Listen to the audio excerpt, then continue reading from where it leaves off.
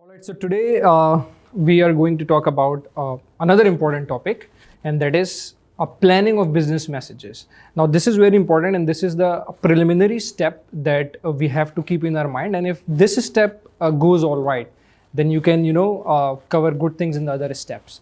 So, what we are going to talk about today, these are the key points that we are going to touch in this video. We are going to we are going to talk about the writing process. What is the writing process? Then we are going to talk about analyzing the audience, which includes anticipation and adaptation, and most importantly, you attitude. So, as I have said, the first part is writing process. The writing process is divided into three parts. Number one is pre-writing stage. Now, this is the most important part, because in pre-writing stage you have to study your audience. You need to make sure that you know the purpose of your message, and you do a lot of research. You accumulate all the important points that are necessary to draft a message. So this is important. You have to study your audience. You need to make sure that you know the purpose of the message. Let's suppose that if you are writing a persuasive message, your pre-writing planning would be different as compared to a negative message. So when you are writing a negative message, your planning would be different. When you are writing a goodwill message, your planning would be different. When you are writing a letter of complaint, your planning would be different. So that depends on the audience, the purpose for which you are writing. You have to, at this point of time, you have to tailor your message according to your audience. So understanding the audience will always be important. It is very important in this stage that you get to acclimatize yourself with the audience for which you are writing. Then comes the second stage, drafting stage. At this point of time, you have to collect the information. You have to organize the information, whatever the information that you have collected.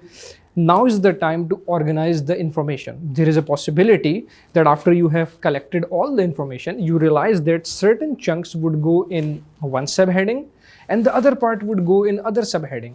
So organization is important, because always remember, a well-organized message is understood easily by your audience as compared to ideas when they flow haphazardly.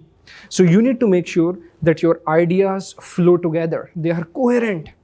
So organization is important. So I repeat, in the pre-writing stage, you have to study your audience. You need to make sure that the purpose of the message is clear. Ask yourself why you are writing. Speculate audience.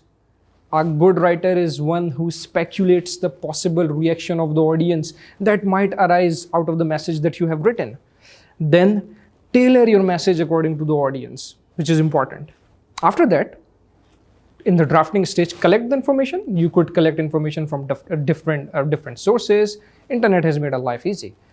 Organize the information. Once you have collected the information, now you have to organize the information. As I have just given you an example, that in the organization stage, you need to make sure that points that go together come under one heading.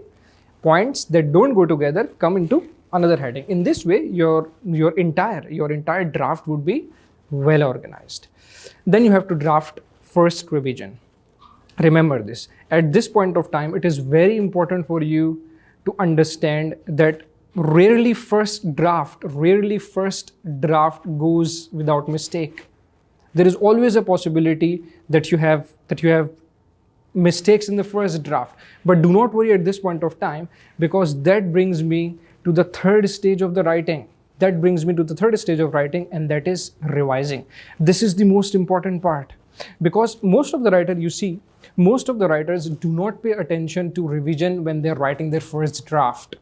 Most of the writers, they do not do, because they know that once they will come in the revising stage, they will reflect back what they have written.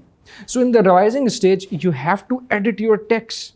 You need to make sure that it clearly demonstrate your message. At this point of time, you have to do proofreading to eliminate possible errors. And then you need to ask yourself whether goals are accomplished, whether you will be able to achieve for which you are writing your message. So you see, in drafting stage, you do not have to worry about the mistakes, because revising stage is there to reflect what you have written. So do not Do not underestimate the importance of revising. It is important because in this stage you actually review what you have written. There is a strong possibility that you might come across errors, mistakes that you have made, and you get a chance to rectify them.